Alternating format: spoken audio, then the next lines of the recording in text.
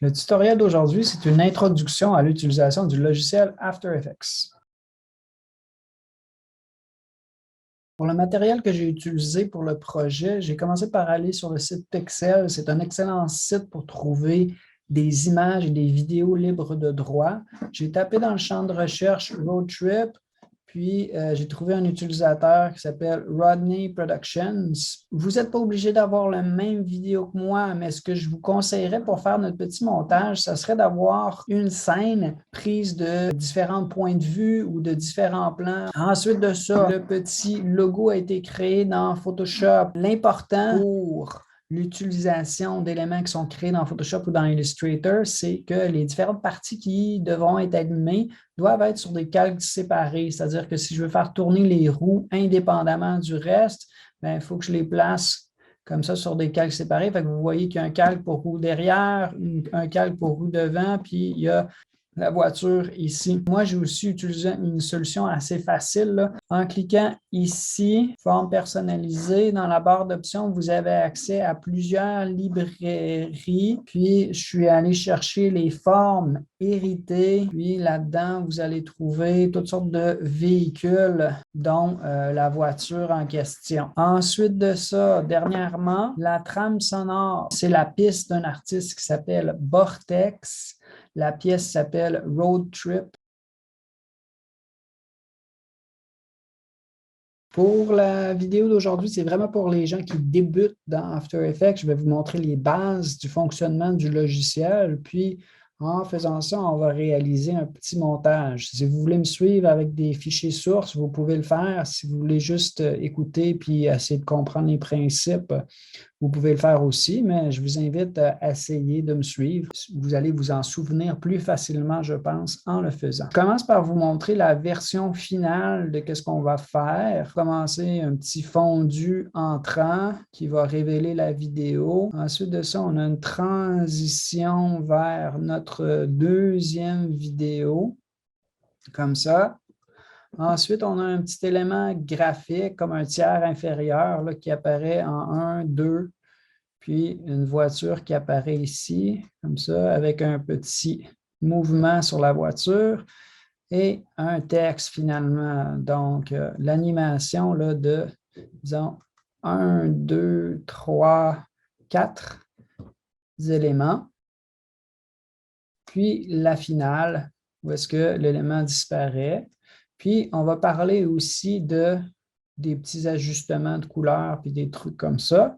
Évidemment, on va parler un peu de l'interface, comme c'est quoi la structure de l'interface et d'autres petits trucs en passant. Pour commencer le tutoriel, je vais tout fermer cette composition-là, puis on va recommencer du début. Et je vais me replacer à l'endroit où est-ce que j'arriverai après que j'aille lancer le logiciel. L'interface vide de After Effects. Normalement, quand je commence à travailler, la première chose ici, ce serait d'importer le matériel que ça me prend pour faire mon projet. Évidemment, comme dans tous les logiciels Adobe, il y a tout le temps 3 ou 4 façons de faire la même chose. Mais moi, je vais y aller par le menu. Fichier, importer un fichier. La façon que j'organise mes choses, c'est que je crée un dossier pour les projets, un dossier pour les médias, puis un dossier pour l'exportation. Vous pouvez organiser vos choses différemment, mais ce qui est important, c'est d'être organisé. Je vous explique pourquoi dans une seconde. Je vais aller chercher mes 2 vidéos. Je vais aller chercher aussi la musique. Puis, la petite voiture que j'ai fait en PSD, je vais aller la choisir séparément parce qu'il y a des petites particularités que je veux vous faire remarquer. Fait que je vais le faire plus tard. Je vais le faire ouvrir pour ceux-là. Mes 3 éléments sont arrivés dans ma fenêtre de projet. Si j'agrandis la fenêtre de projet en double-cliquant sur le mot projet, ce que je voulais vous montrer ici, c'est ce qu'on appelle le chemin d'accès. Si jamais vous ne le voyez pas, vous pouvez faire un clic droit sur la partie de l'interface où est-ce que vous voyez les noms des fichiers, puis aller chercher le chemin d'accès. Moi, il est coché parce qu'il est déjà affiché. Le chemin d'accès, ça correspond à l'emplacement du fichier source sur votre ordinateur. Si jamais les éléments sont déplacés ou sont renommés, votre projet va vous indiquer que vous avez des fichiers manquants. Vous ne perdrez pas le travail que vous avez fait, sauf qu'il va falloir retrouver ces fichiers-là. C'est pour ça que c'est important d'être organisé.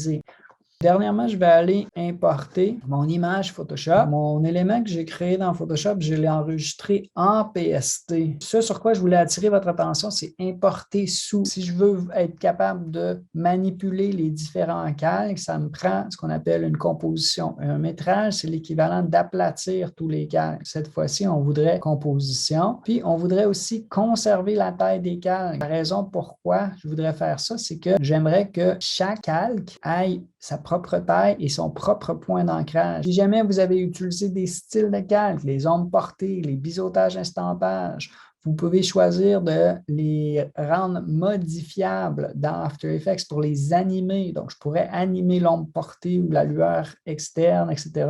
Moi, dans mon exemple ici, je ne vais pas me compliquer la vie. Je vais juste fusionner les styles de calque. Je n'ai pas besoin de les animer ou les changer. Je vais juste dire OK ici. Puis là, à ce moment-là, ce que vous devriez voir, c'est un petit icône qui est bleu, vert et rouge pour m'indiquer que ça, c'est une composition. Et le plus important, ce que vous devriez voir, sous l'icône de composition, à l'intérieur d'un dossier, vous voyez toutes les différents calques de mon document. Je vais prendre ces fichiers sources-là, puis je vais les envoyer dans la fenêtre temporelle ou la timeline, l'endroit où est-ce que je vais découper mes éléments. Donc, je prends les choses ici, je les découpe ici, je rajoute les effets et mon produit fini, c'est ma composition. Donc, 1, 2, 3. Puis ça, c'est ce que je vais exporter, créer mon point MOV ou mon point MP4. Quand je commence à travailler aussi, ce que je pourrais vouloir faire, c'est créer une nouvelle composition. Je vais faire ça avec vous, composition, nouvelle composition. Lorsqu'on fait juste commencer en vidéo, si jamais vous n'avez jamais fait de Adobe Premiere avant ou un autre logiciel de montage vidéo, cette fenêtre-là, elle peut être un petit peu intimidante. Pourquoi? Parce que j'ai énormément de paramètres prédéfinis. Il se peut que je ne sache pas laquelle choisir. Une chose qui pourrait être importante à noter dans votre choix, c'est le format de l'image. Puis généralement, pour ce qui est du vidéo HD, du vidéo sur le web, le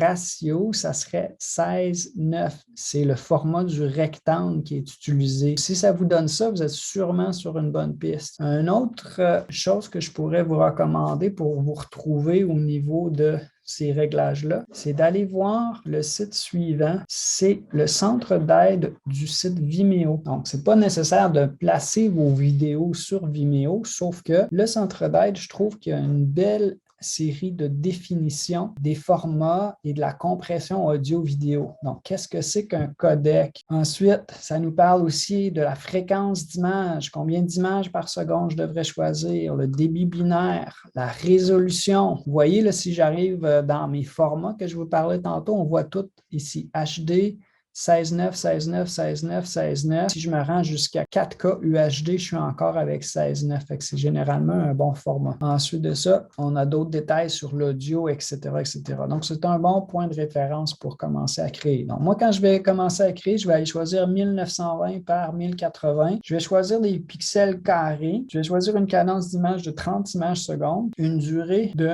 10 secondes. Le fond, la couleur d'arrière-plan, là, en vidéo, le fond transparent, bien, il est de couleur noire généralement. Donc là, on s'est créé une composition dans laquelle je vais aller placer mes deux vidéos. Pour mon premier vidéo, je vais aller placer la vue d'ensemble, donner un petit peu un contexte de ce qui se passe. Ensuite de ça, par-dessus ça, je vais aller glisser ici ma deuxième vue. Pour le moment, les éléments sont un par-dessus les autres. En fait, quand les éléments sont dans la fenêtre projet, ça s'appelle des métrages. Puis quand c'est glissé dans la timeline, on appelle ça des calques parce que ça se comporte comme des calques dans Photoshop. Ce qui est au-dessus va cacher ce qui est en dessous. Donc, si jamais je voudrais voir au début la vue plus éloignée, puis ensuite aller voir le véhicule qui se déplace, ce que je pourrais faire, c'est prendre le calque qui est ici, puis le déplacer dans le temps. Donc, au lieu de commencer à 0,0 secondes ici, si je me déplace dans le temps, puis je tasse ce calque-là, ben, ma deuxième vidéo va commencer à 3 secondes. Il n'y a pas de transition, mais vous voyez un peu le principe. On va se créer notre transition. Fait que je vais aller me placer au tout début de cette vidéo qui est au-dessus. Donc, un petit raccourci qui est bon à connaître pour trouver le début d'un calque. Je vais faire I pour in, l'entrée du calque. Ça va être la première image de ce calque-là. Ensuite de ça, je vais aller vis-à-vis le nom du calque. Tout de suite à gauche, il y a une petite flèche. Je vais tourner cette petite flèche-là. Vous allez voir un ensemble qui s'appelle transformer. Donc, dans After Effects, vous allez souvent voir ça. Je vais tourner la flèche pour aller voir ce qui se passe à l'intérieur d'un ensemble en particulier. Quand on débute dans After Effects, ce qu'on peut apprendre à connaître d'abord, c'est l'ensemble transformé. L'ensemble transformé, c'est l'ensemble que tous les calques vont avoir par défaut. Ça nous permet d'animer 5 propriétés: le point d'ancrage, la position, l'échelle, la rotation et l'opacité. Donc, on va aller voir ces propriétés-là une à la fois, mais je vais commencer par celle qui s'appelle opacité. En fait, si jamais vous voulez accéder à ces propriétés-là, il y a un autre bon raccourci à retenir. Je vais toucher les touches P pour position. Je n'ai pas de contrôle, pas de commande, rien, juste P pour position, S pour échelle, donc scale, A pour point d'ancrage, R pour rotation, T pour opacité. Pensez opacité ou transparence. Okay? Ça revient au même que de tourner les flèches, mais des fois, c'est plus rapide d'utiliser les raccourcis clavier. OK, donc T. Et je vais activer le chronomètre ici. Un chronomètre, que ça va nous permettre de faire, c'est d'enregistrer une valeur dans le temps. Donc, moi, ce que j'aimerais faire, c'est une espèce de fondu entrant pour cette vidéo-là, de passer de 0% d'opacité. Je vais le mettre à 0.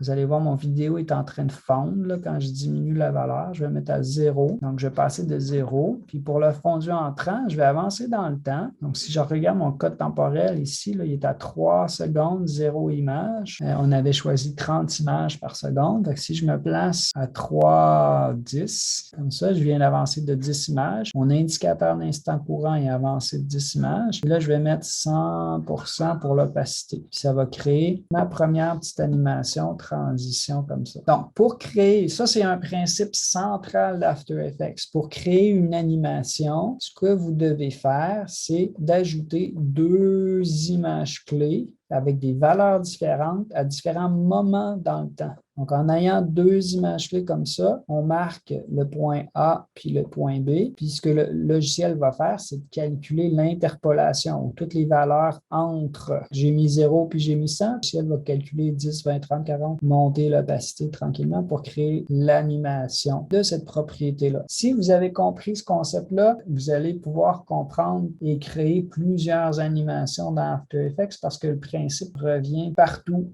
dans ce logiciel-là. Si jamais je trouvais que l'animation était trop rapide, si je veux faire jouer mon vidéo en temps réel, je peux cliquer ici à partir de la fenêtre de prévisualisation sur mon bouton lire ou le raccourci clavier dans la plupart des logiciels vidéo, c'est barre d'espacement. Je fais jouer comme ça.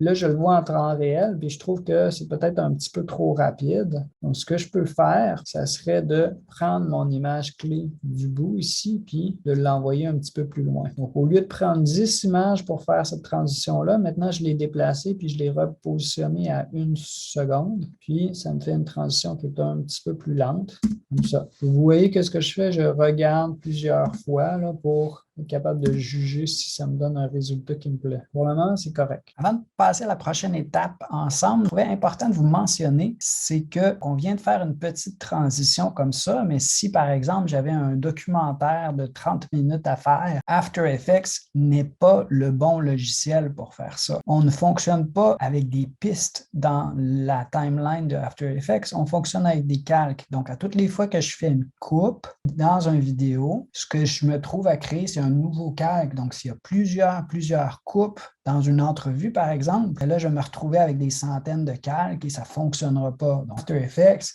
c'est un logiciel pour la finition, les effets et de très petits montages, mais pas de projet plus d'envergure. Je vais me tourner plus vers Premiere Pro ou Final Cut ou peu importe, un vrai logiciel de montage qu'on appelle des fois A/B-Roll. Je reviens aussi à ma version finie pour vous présenter notre prochaine étape. Donc, notre prochaine étape, c'est l'animation des propriétés d'échelle et de position sur les éléments graphiques dans le bas. Des fois, qu'on va appeler un tiers inférieur. Donc, vous voyez la petite ligne mauve là, qui monte ici, puis ensuite la ligne blanche, puis ensuite la voiture, puis le texte. Donc, c'est 1, 2, 3, 4 éléments graphiques-là. On va les créer ensemble et on va les animer ensemble. Ça va nous permettre de continuer à parler de nos propriétés de base, position, opacité, échelle, point d'ancrage, etc.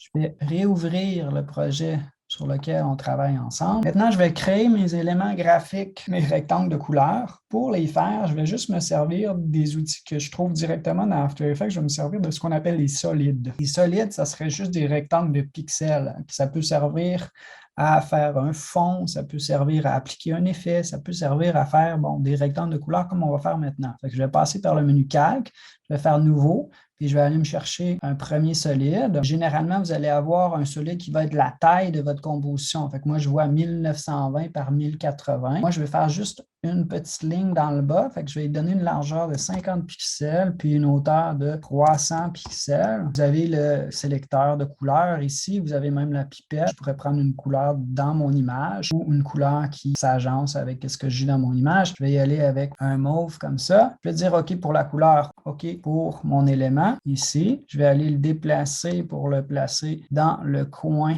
de mon image comme ça. Puis ensuite, je vais aller en créer un autre solide. Cette fois-ci, il doit avoir la largeur de ma composition, donc 1920. Sa hauteur va être 300 pour être identique à l'élément qu'on vient de créer. Je vais dire OK pour la couleur, OK pour le rectangle. Je vais aller déplacer mon rectangle ici en bas. Si jamais ça ne s'alignait pas bien, sortir votre fenêtre qui s'appelle Aligner. Vous avez le choix entre aligner des éléments ensemble, si j'avais deux éléments de sélectionner, ou aligner à la composition. Moi, ce que je vais faire, c'est que je vais cliquer sur Composition. En ayant mon solide de sélectionner, je vais aller l'aligner au bas de la composition. Ensuite de ça, ce que je vais faire, c'est que je vais sélectionner mes deux solides, puis je vais aligner, disons, leur centre à l'horizontale. Cet élément graphique-là va commencer après ma petite transition entre les deux vidéos. Donc, je vais aller couper les calques. Donc, je peux flotter ma souris à l'extrémité de mon calque ou les deux calques en même temps. Je vais les ramener à l'endroit où se trouve la fin de ma transition. Vous voyez mon image clé? Quand je veux faire des choses qui sont précises dans After Effects, moi, ce que je vais faire, c'est toujours placer d'abord mon repère d'instant courant, la ligne bleue.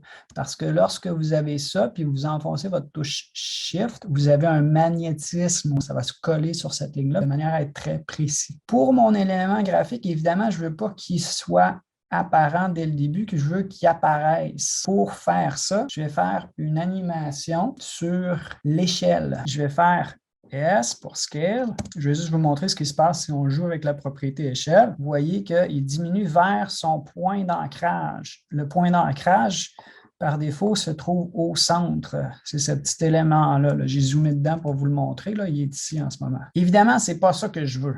Fait que je vais venir sur l'échelle. Et si j'ai fait des changements là, que je n'aime pas, je peux cliquer sur le nom de la propriété, faire un clic droit, puis dire réinitialiser. Ça va me le remettre à 100%. Vous voyez que vous avez deux valeurs. Ça compte pour l'horizontale et la verticale.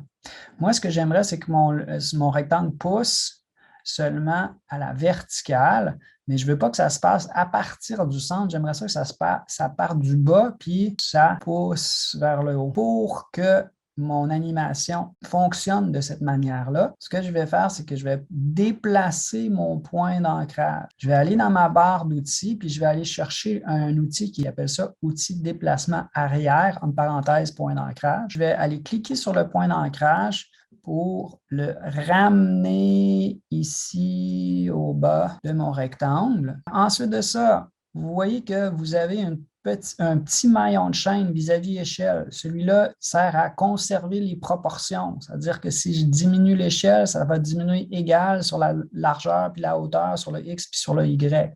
Moi, j'aimerais ça faire une animation juste sur le Y. Donc, je vais décocher le maillon de chaîne pour conserver les proportions. Puis, je vais ramener le Y à 0. Donc, 0. Je vais activer le chronomètre pour enregistrer cette valeur-là dans le temps. Je vais m'avancer. Puis là, j'aimerais ça que ce soit un petit peu plus rapide, là, mon animation graphique. Fait que je vais avancer, disons, de peut-être 10 images. Ici, pour l'échelle, je pourrais remettre la valeur à 100 ou faire clic droit, réinitialiser. Les deux, ça va revenir au même. L'important, ce que vous voulez vous remarquer, là, c'est que j'ai deux images clés. Ça prend toujours deux images clés pour avoir une animation. Donc, ma première animation, c'est la suivante. Je vais faire la même chose pour le rectangle qui est un petit peu plus grand. Donc, je laisse mon repère d'instant courant ici à 4,10, puis je vais faire l'animation suivante, le rectangle blanc qui apparaît. On va se déplacer, puis on va zoomer un petit peu. Je clique sur le calque. Sinon, vous ne verrez pas votre point d'ancrage puis votre cadre de transformation. Je vais prendre le point d'ancrage avec l'outil de déplacement arrière. Je vais repositionner le point d'ancrage à la gauche de mon rectangle. Je vais faire S pour échelle. Je vais débarrer, conserver les proportions, puis je vais mettre 0. Puis là, cette fois-ci, il va falloir y aller avec X parce qu'on veut qu'il s'étire en largeur. Je vais mettre 0 pour l'échelle. Je vais activer le chronomètre pour ajouter une image clé. Je vais avancer de 10 images. Je suis rendu à 4, 21. Puis là, ici, je vais remettre la valeur échelle à 100% pour me créer une deuxième image clé puis me créer mon animation. Donc là, pour le moment, ça me donne 1, 2. On ira peaufiner ça un peu par la suite. Mais la troisième étape que je voulais faire, c'est aller ajouter la voiture. Là, si vous regardez ma fenêtre projet, j'ai 2 compositions. Ma composition pour mon tutoriel, ça, c'est ma composition finale. Ça, c'est ce que je vais exporter. Puis la composition voiture, c'est ce que j'ai fait dans Photoshop. Si je vais double-cliquer sur la composition voiture, sur le petit icône rouge, vert, bleu, je vais arriver dans une composition où est-ce que j'ai seulement mon fichier PSD. Donc, pourquoi je m'y prends avec 2 différentes compositions? Bien, ici, dans cette composition-là, les roues de devant et derrière sont séparées. Donc, je vais pouvoir les faire tourner sur leur point d'ancrage comme ça. Lorsque je veux que la voiture se déplace, j'aimerais ça que ce soit ces 3 calques-là qui se déplacent dans un seul bloc. Donc, je commence par les roues, puis après ça, vous allez voir qu'est-ce qu'on va faire. À partir de 4 secondes 21, disons, ce que je vais faire, c'est que je vais aller chercher la rotation pour les 2 calques. Clic, Shift, clic pour roue devant et derrière. Je vais faire R pour rotation. Je vais activer le chronomètre. Il y a 2 valeurs. En fait, il y a 0x puis un nombre de degrés. Donc, le x, c'est des tours. Puis les degrés, évidemment, ça va jusqu'à 359, puis ensuite 361 tours. On va s'avancer dans le temps. Puis là, ça serait où est-ce que les roues vont arrêter de tourner. Donc, si on s'imagine notre composition finale, la voiture va se déplacer de droite jusqu'à gauche, puis après ça, elle va s'arrêter. Il faudrait que les roues arrêtent de tourner. On pourra toujours leur changer par la suite. Si on fait une petite erreur, là, il y a toujours moyen de revenir en arrière puis de modifier. Une seconde. Et ils vont faire, disons, 2 tours. Je vous montre ce que ça donne. Là, avec un petit peu de différentes couleurs sur les roues, on voit qu'elles tournent. Ce que je remarque tout de suite, c'est que mes roues tournent à l'envers. C'est pas grave. On peut aller dans un sens horaire ou anti-horaire. Ce que j'aurais voulu pour mes images clés à l'arrivée, c'est au lieu de mettre 2, je vais mettre -2. Ça va me donner le résultat que j'ai besoin. Maintenant, je vais revenir à ma composition, mon produit final. Puis, je vais aller prendre cette composition-là, puis l'imbriquer dans ma composition finale. Donc, ça, c'est un principe qu'on voit souvent dans After Effects. Pour bien s'organiser, on va utiliser l'imbrication. Ça ici, j'ai ma voiture, je la place ici. Si je regarde qu'est-ce qui se passe, les roues vont commencer à tourner à partir de 4,21 puis vont s'arrêter. Si je veux rendre ça plus facile à lire comme projet, si on veut, pour bien indiquer qu'il ne se passe rien pour ce calque-là pour les premières 4 secondes, là, je pourrais couper mon calque aussi. Donc, je vais couper ce calque-là, c'est-à-dire je vais flotter par-dessus l'extrémité du bout de mon calque puis je vais le ramener jusqu'à l'indicateur d'instant courant. Il va falloir que j'ajuste l'échelle puis la position de ce calque-là. Là, je vais faire S pour échelle, je vais diminuer l'échelle, je vais aussi déplacer sa position. Puis là, remarquez que je n'active pas le chronomètre parce que je ne suis pas en train d'animer la Terre. Je ne veux pas que l'auto grossisse dans le temps. Donc, je n'active pas le chronomètre pour échelle, je vais juste la changer. Ce serait une erreur, dans le fond, d'activer le chronomètre parce que si on a une seule image clé, ce n'est pas nécessaire d'activer le chronomètre. Je vais faire P pour position ensuite. Puis la position initiale du véhicule, ça va être, je vais descendre ma voiture comme ça. J'aimerais ça que ma voiture commence de ce côté-là, en dehors du cadre, à droite. Ça, j'aimerais ça l'enregistrer comme valeur dans le temps. Puis là, je vais avancer de 10 images. Puis, je vais maintenant déplacer la valeur position sur X. Vous allez voir ma voiture apparaître. Vous allez voir une deuxième image clé aussi apparaître. Puis ce que vous devriez voir aussi, c'est la trajectoire, l'espèce de ligne élastique là, qui est en train de suivre mon véhicule ici derrière. Et ça, c'est la trajectoire de déplacement. Donc, ça donne 1, 2, 3 comme ça. Là, on vient de créer notre animation. Remarquez que les roues tournent aussi. OK? Je pourrais faire jouer en temps réel pour voir si j'ai besoin de faire des ajustements. OK? J'ai laissé les roues tourner un petit peu trop vite, peut-être. OK, pas de problème. Je vais revenir ici à ma voiture. Au lieu de mettre 1 seconde de rotation pour les roues, je vais mettre quelque chose plus comme 10 images. Donc, je vais prendre les 2 images clés à l'extrémité. Je vais les ramener un petit peu avant. Et on va regarder ce que ça donne. Okay, c'est certain qu'il va toujours avoir des petits ajustements à faire, là, comme la vitesse des roues. Je trouvais que ça allait un petit peu trop vite. Fait que j'ai réduit le nombre de tours.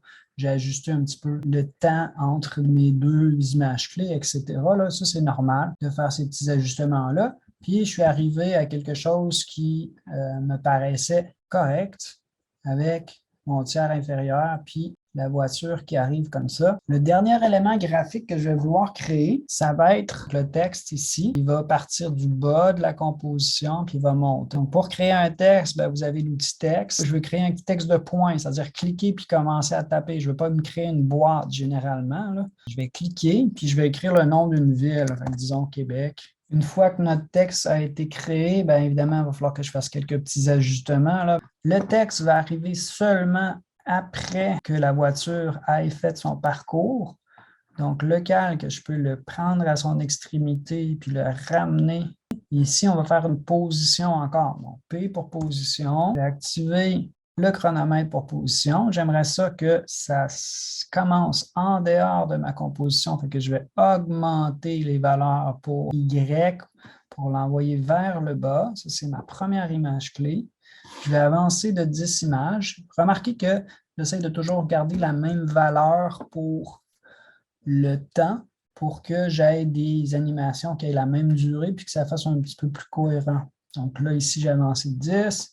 Je vais remonter mon texte au bon endroit. Et maintenant, on a 1, 2, 3, 4. Question de faire un peu de finition sur nos animations. Ce que je vais faire, c'est que je vais rajouter des lissages de vitesse. Le lissage de vitesse, ça voudrait dire quoi? Bien, la voiture qui démarre, quand on a un mouvement et qu'on veut que ça fasse réaliste, bien, on n'a pas une vitesse qui est linéaire, c'est-à-dire qu'on aurait des accélérations puis des ralentissements. Donc, comment faire ça? Je suis revenu ici là, dans ma composition de voiture. Bien, je vais aller sélectionner mes images clés, les 2 dernières comme ça. Puis là, j'aimerais ça que ça ralentisse. Je vais aller dans le menu animation, puis je vais aller chercher assistant d'image clé. Ce qu'on voudrait choisir, ce serait un lissage à l'approche ou un ease in qui appelle. Je clique là-dessus. Vous allez voir que l'aspect des images clés va changer. On dirait plutôt des flèches. Puis là, quand je vais faire jouer, c'est subtil, mais vous allez voir qu'il y a un petit ralentissement avant d'arriver. Dans un autre tutoriel, je pourrais vous le montrer, mais on a un graphique de vitesse ici où est-ce qu'on voit qu'il y a un ralentissement.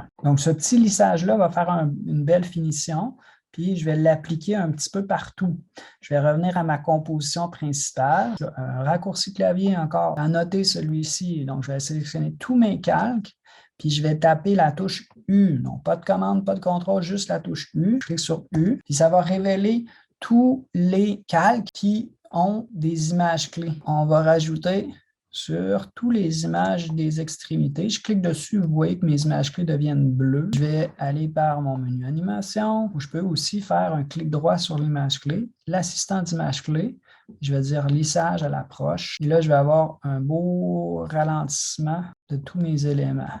C'est subtil, c'est peut-être difficile à voir sur le tutoriel, mais quand vous allez l'essayer à la maison, vous allez voir que ça fait une belle différence. Un autre élément de finition que j'aimerais ça ajouter, c'est un flou de mouvement. Donc, un flou de mouvement, c'est que d'habitude, quand il y a quelque chose qui bouge dans une vidéo, qui bouge rapidement, il va y avoir un flou qui se crée. Mais quand on a des éléments graphiques comme celui-ci, comme le rectangle de couleur, bien, on n'a pas ça. Comment on fait pour rajouter un flou de mouvement ou ce qu'on appelle dans After Effects un flou de bouger? Je devais devoir cliquer à 2 endroits. Premièrement, je vais cliquer dans ma timeline sur cette série de cercles-là en diagonale. Je vais cliquer dessus. Ça applique le flou de bouger dont l'option est activée. Puis ensuite, je vais aller sélectionner les éléments sur lesquels je vais appliquer le flou de bouger. Remarquez tout de suite qu'est-ce qui va se passer sur l'extrémité de mon rectangle. Vous allez voir le flou de bouger tout de suite apparaître. Je vais le rajouter aussi pour ma voiture. qui se déplace comme ça. Donc, je vais cocher pour la voiture. Vous voyez bien qu'est-ce qui est en train de se passer. Plus c'est vite, plus il va y avoir de flou. Je cliquerai ou j'activerai peut-être juste avant de faire l'exportation. Si jamais votre ordinateur commence à avoir de la difficulté ou ralenti, ça peut être dû à ce flou de bouger-là. Fait que je peux toujours le décocher pour la composition. Puis avant de faire mon rendu final, je vais le recocher. La dernière étape que je voulais faire avec vous, c'est apprendre à utiliser des effets.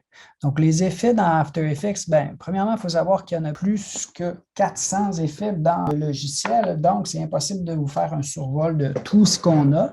Le truc, c'est d'en apprendre au fur et à mesure. Je vais vous montrer comment en appliquer des effets fixes et des effets avec des images clés. Généralement, ceux qui commencent à travailler avec After Effects ont déjà fait un peu de Photoshop. J'imagine que ce n'est pas votre premier logiciel Adobe. Donc, c'est l'effet que je vais utiliser. Vous allez probablement être très familier avec. Je vais cliquer sur le calque sur lequel je veux appliquer l'effet. Mon vidéo, je vais aller dans Effets, je vais aller dans la catégorie Correction colorimétrique, puis je vais aller chercher un effet qui s'appelle Niveau ou Levels. Je vais cliquer dessus. L'effet, pour le moment, on ne voit aucun changement à notre image, mais il devrait y avoir un onglet pour le contrôle de ces effets-là, peut-être derrière la fenêtre projet ici. Moi, je la vois ici. Je vais l'agrandir un peu pour que vous en ayez la vue de l'histogramme au complet. Donc, ça, c'est niveau. Ce qui se passe aussi dans l'interface, avant de changer les paramètres et tout ça, c'est que vous avez un ensemble effet qui est apparu ici dans la timeline. Là, je pourrais aussi placer des images clés. On va le faire tantôt.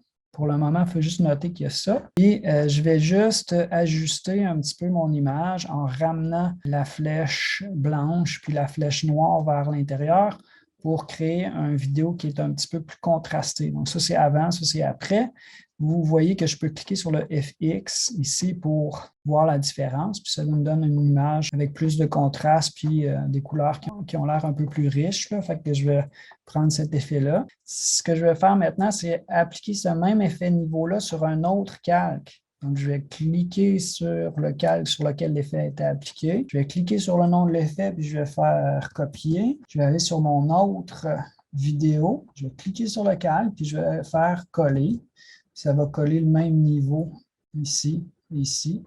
Ça, c'est le avant, puis le après. Donc, ça fait une petite différence comme ça. Ensuite de ça, au début de ma vidéo, ce que je vais vouloir faire, c'est créer un fondu entrant. Mais au lieu de le faire avec l'animation de la propriété opacité, je vais le faire avec un effet puis des images clés. Une catégorie d'effets qui peut être intéressante à essayer puis qui est facile à utiliser quand on commence, c'est la catégorie transition. Donc, je vais aller dans Effets transition puis je vais aller chercher un effet qui s'appelle volet graduel. Pour les effets de la catégorie transition, vous avez la plupart du temps, pour les effets de la catégorie transition, vous avez une propriété qui revient souvent, c'est la propriété pourcentage. Puis pourcentage, ça pourrait vouloir dire le pourcentage de la transition qui a été complétée. Si vous regardez ma vidéo, puis vous regardez mon pourcentage, maintenant il y a 0%, puis si je le mets à 100%, vous voyez que ma vidéo a disparu. Et moi, j'aimerais ça faire un fondu entrant. L'idée, ça serait plutôt que le pourcentage soit à 100% au début, puis en avançant dans le temps, ça vienne à 0 pour faire apparaître l'image. Ce que je vais vouloir rajouter aussi sur cet effet-là, c'est une préférence personnelle, c'est le lissage. Vous voyez que les lignes de ma transition sont très découpées. Puis si j'augmente le lissage, je vais avoir un effet un petit peu plus d'un contour progressif. Ici, le lissage, je ne vais pas l'animer, c'est juste le pourcentage. Je vais me placer au tout début de ma vidéo. Je vais augmenter le pourcentage à 100%, puis je vais activer le chronomètre. Je peux activer le chronomètre ici dans la fenêtre des effets ou je peux le faire aussi dans la timeline. Donc, si je vais faire E pour effet, je vais voir mon volet graduel, puis mon pourcentage va être ici, puis je vais voir mon image clé qu'on vient d'ajouter. Je vais avancer cette fois-ci de 1 seconde, que ça soit de la même durée que la transition entre les vidéos. Donc, j'avance à 1 seconde avec en le tapant ici dans mon code temporel, 1,00, puis je vais mettre le pourcentage de 0%. Et entre les deux, ça va faire la transition suivante. Un autre effet animé que je vais rajouter, c'est ici sur la voiture. Pour qu'on voit bien qu'est-ce qui se passe, là, temporairement, ce que je vais faire, c'est que je vais désactiver le flux bouger et je vais me placer quand la voiture est à mi-chemin ici. Je vais m'assurer que je suis bien cliqué sur le calque sur lequel je veux appliquer l'effet. Puis cette fois-ci, c'est la composition voiture sur laquelle je vais appliquer mon effet. Je clique là-dessus. Je vais aller choisir un effet de la catégorie déformation qui s'appelle CC Slant, okay, pour inclinaison. Les effets CC, ça vient d'une compagnie qui s'appelle Cycore, puis ne traduisent pas leur effet. C'est pour ça que c'est en anglais comme ça. Donc, CC Slant. Puis qu'est-ce qui fait cet effet-là? Ben, il va aller donner un effet d'inclinaison. Remarquez que tous les effets ont des propriétés différentes. Il faut juste les essayer pour apprendre à les connaître. Puis si jamais pour un effet, je me trompe, vous avez un bouton ici qui s'appelle Réinit pour réinitialiser, où je peux faire un clic droit puis réinitialiser une propriété ou tout l'effet au complet. Quand mon auto va se déplacer, je veux qu'il y ait une espèce d'inclinaison pour donner comme un effet de vitesse. Puis quand la voiture va s'arrêter, je vais enlever ça. Je pourrais même faire un aller-retour comme ça. Revenir au tout début. Donc, quand la voiture entre dans le cadre, je vais activer le chronomètre pour avoir une valeur de slant ou d'inclinaison de 30, disons. Il n'y a pas de bonne réponse, c'est à votre œil, à votre goût. Puis, je vais aller jusqu'à la fin de son déplacement. Et où est-ce que ça s'arrête le mouvement? Je vais revenir à la valeur 0 pour l'inclinaison. Ou des fois, ce que les gens vont faire, c'est qu'on va aller un petit peu trop loin. Moins 6 dans ce sens-là. Puis, on va avancer un tout petit peu, peut-être de 3 images. 1, 2, 3. Et là, on va revenir à 0 pour créer un espèce de rebond à l'arrivée. Un autre aspect que je voulais parler, c'est l'ajout de la musique. Là, je le fais à la fin. Évidemment que différents créateurs vont procéder de différentes façons. Peut-être que ça serait plus commun de commencer par la musique puis ensuite ajouter les éléments. Là. Mais moi, dans ce cas-ci, je suis allé de cette façon-là. Donc, je vais prendre la piste puis je vais la glisser dans la timeline. Je peux la mettre en haut, en bas, ça ne dérange pas parce que c'est juste sonore. Ce que je vais faire, en écoutant la pièce, on a au départ quelque chose qui est plus méditatif, là, disons. Puis ensuite, on a une musique qui embarque qui est un petit peu plus vivante. Fait que moi, je vais faire la partie qui est plus méditative, disons, au départ. Puis quand la guitare va commencer, je vais faire la transition pour que le voyage qui démarre. Comment je fais pour savoir ça? Bien, je l'ai écouté, mais ce que je peux faire aussi, c'est faire la touche L. Ça va faire les levels, les niveaux. Donc, je fais ça d'abord, niveau audio va sortir, puis ensuite, je peux voir le signal. Donc, ce n'est pas un logiciel de montage audio, mais on peut voir quand même. Puis, on voit là, les pics, là, on voit que ça commence à s'activer environ ici. Donc, ce que je vais faire, c'est que je vais me placer à cet endroit-là avec mon repère d'instant courant.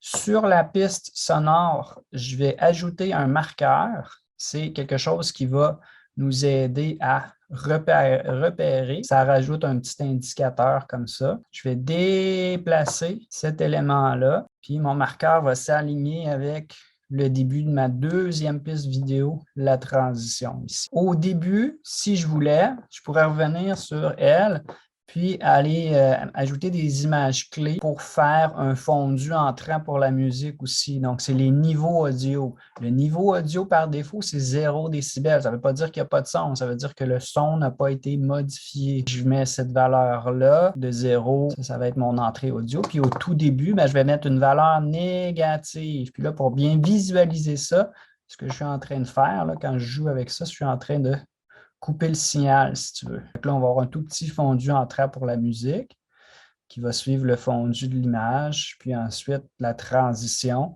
vers une vidéo qui est plus actif. On va avoir une musique qui est plus entraînante. Quand on veut regarder ce que ça donne, il faut faire une prévisualisation.